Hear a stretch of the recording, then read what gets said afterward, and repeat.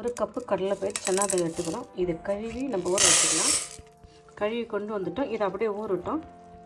கொஞ்சம் ஊற வச்சுட்டு நம்ம இந்த சைஸ் பொடலங்காய் எடுத்துக்கிறேன் நான். இதை நம்ம பொடி பொடியாக நறுக்கி எடுத்துக்கலாம். விதை கொஞ்சம் அழகாக சாஃப்டாக இருந்துச்சுன்னா எடுத்துங்க. ரொம்ப ஹார்டாக இருந்தால் விட்டுடலாம். இதை அழகாக நம்ம பொடியாக நறுக்கி கொண்டு வந்துடலாம். அப்போ நல்லா அழகாக ஊறி வந்துடுச்சு. நம்ம சேர்த்துக்கலாம். ஊற வச்ச கடலைப்பயிறு எடுத்துக்கணும். பொடலங்காயை எந்த அளவுக்கு பொடியாக வெட்ட முடியுமோ இந்த பொடலங்காயை நம்ம இதில் சேர்த்துக்கலாம். பொடலங்காயை சேர்த்துக்கணும். இதில் 2 தக்காளி பழத்தை நான் சேர்த்துக்கிறேன்.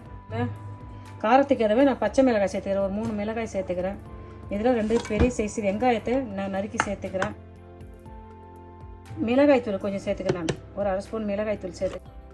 மஞ்சள் தூள் சேர்த்துக்கலாம். இதில் கொஞ்சம் உப்பு சேர்த்துக்கலாம். 1 ஸ்பூனு பெருங்காயத்தூள் கொஞ்சம் சேர்த்துக்கலாம். கொஞ்சம் பெருங்காயத்தூள் சேர்த்துக்கிறேன். நான் 1 கப்பு தண்ணி சேர்த்துக்கலாம். முங்குற அளவுக்கு தண்ணி ஊற்றிட்டோம். அப்படியே இதை நம்ம வேக வச்சு எடுக்கலாம்.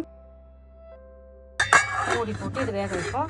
மூடி போட்டு இது வேக வைப்பேன். 1/4 மூடி தேங்காய் எடுத்துக்கிட்டேன். இதில் கொஞ்சம் சோம்பு, ஒரு 1/2 ஸ்பூன் சோம்பு, 1/2 ஸ்பூன் சீரகம், இதில் ஒரு பச்சை மிளகாய் சேர்த்துக்கலாம். 1 மூடி தேங்காய், 1/2 ஸ்பூன் சோம்பு, 1/2 ஸ்பூன் சீரகம், ஒரு பச்சை மிளகாய் சேர்த்து இதை நம்ம அரைச்சி கொண்டு வந்து சன்னா தால் எல்லாம் அழகாக வெந்து சூப்பராக வந்துடுச்சு. கொண்டு வந்துடலாம். இந்த தேங்காய் பேஸ்ட்டு நம்ம இப்போ இதில் சேர்த்துக்கலாம்.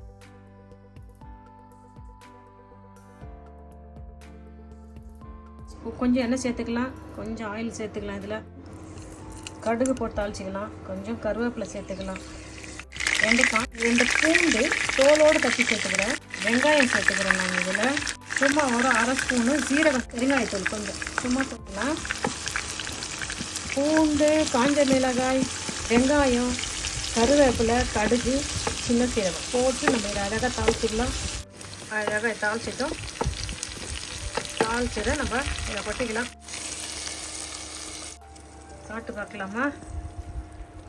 ஒரு புடலங்காய் கூட்டு நம்ம செஞ்சுட்டோம். சாப்பிட்டு பார்க்கலாம். பாருங்கள், இதில் கொஞ்சம் உப்பு டேஸ்ட்டு பார்த்துங்க. கடைசியாக இதில் அழகாக 1 இல்லை 2 டேபிள் ஸ்பூன் அளவுக்கு நெய் சேர்த்துக்கலாம். 2 டேபிள் ஸ்பூன் நெய் கரெக்டாக சேர்த்துக்குங்க.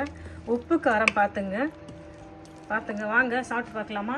அப்படியே இதில் ஒரு கைப்பிடி அளவுக்கு கொத்தமல்லி தழை தூவிக்கிட்டுக்கலாம். ஒரு கைப்பிடி கொத்தமல்லி தழை தூவி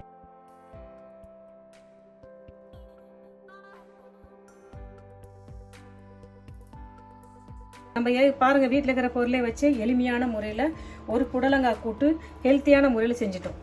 இதில் உப்பு காரம் எல்லாம் உங்கள் விருப்பப்படி சேர்த்துங்க. நீங்களும் இதே மெத்தடில் செஞ்சு பார்த்துட்டு நான் செஞ்ச இந்த புடலங்காய் கூட்டு எப்படின்னு சொல்லுங்கப்பா. இந்த வீடியோ உங்களுக்கு பிடிச்சிருந்தா லைக் பண்ணுங்கள். உங்கள் ஃப்ரெண்ட்ஸுக்கும் ஃபேமிலிக்கும் ஷேர் பண்ணுங்கள். அவங்ககிட்ட சொல்லி எனக்கு சப்ஸ்கிரைப் பண்ண சொல்லுங்கள்.